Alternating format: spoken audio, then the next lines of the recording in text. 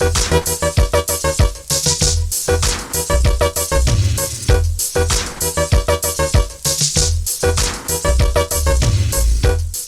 going on, everybody? John from the Virtual Credit Video here, and I've got a review of The Umbrella Academy Season 2. Was it just as weird as Season 1? Did Diego kill Kennedy? Did Klaus just grab my ass? When we last left the Umbrella Academy, they had escaped the apocalypse by traveling through time. This season starts off by finding them in Dallas, Texas in the 1960s, for whatever reason. They all end up in the 1960s at various points and don't really run into each other until Fives shows up and explains to them that they didn't really stop the apocalypse, and that it's coming in 10 days. This season finds some new additions to the cast, like Lila, who spends quite a bit of time with Diego. They work really well together, and we find out relatively early on in the season that she has some ties with the Handler and the Temp Commission. Diego really develops this season too. His seriousness plays into his humor, which coincidentally gives his character a bit more depth. Other new additions include Sissy and Harlan to the cast, which, first of all, they really give Vanya's storyline this season some really good juxtaposition from last season and gives her more depth and a bit of redemption. Harlan particularly seems like he's a loose thread that might lead into Season 3. My least favorite dynamic in this whole group is the Allison Luther dynamic, and it's not because of the sibling relationship thing, which that's another story, but I really don't like unhealthy romances, and Allison's just not right for Luther. She treats him pretty terribly for the most part. She got married on him twice. What? This isn't at the fault of the actors. I really enjoy their individual storylines. Allison's involvement with the civil rights is really cool, and Luther's involvement with Jack Ruby was really interesting as well. Klaus is somehow more hilarious in this season than in Season 1. He uses his abilities and modern song lyrics, because it's the 60s and people haven't heard TLC yet, to basically lie his way into a cult leadership while Ben has to watch him make mistake after self-destructive mistake.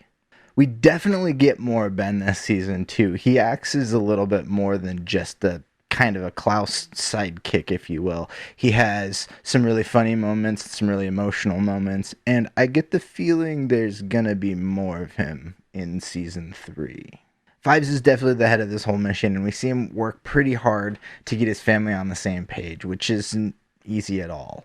He has a lot to do this season, and sometimes has to make tough calls, and that includes dealing with the Temps Commission a lot more. The actor that plays Fives is actually like 16 or 17 or something like that, and he makes me feel like I'm watching a like 75-year-old man trapped in a kid's body, and I don't know how he does it, and I really want to see him do a lot more. I hope this kid goes places.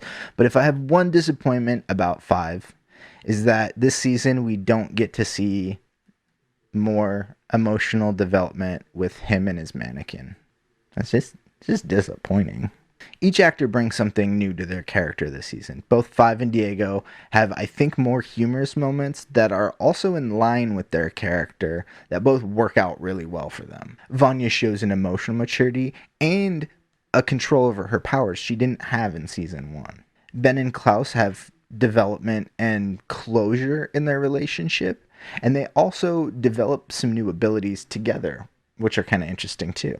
Allison's time in the civil rights movement gives her some growth as a character as well, but some of my favorite moments with her were actually her and Klaus. You could really relate to the brother-sister moments they have together.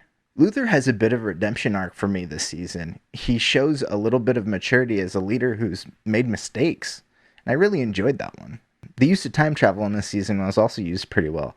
Sometimes get worried about getting stuck in one place when shows use time travel, but I really enjoyed how they used this. The mystery of Reginald Hargreaves also kind of carries on through this season. We actually don't get a whole lot of development with him, but he still drives some of the character arcs this season, and his motivations are questionable.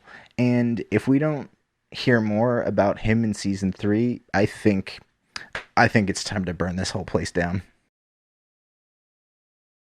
The ending of the season leaves us with a bit of a confusing cliffhanger. They make it back to present day. There's no apocalypse. Everything's great. It's a few days after the apocalypse supposed to happen, except for nobody knows who they are, and there's a new team in the Hargreaves house called the Sparrow Academy, fronted by Ben, who's quite alive and well and has no idea who these people are.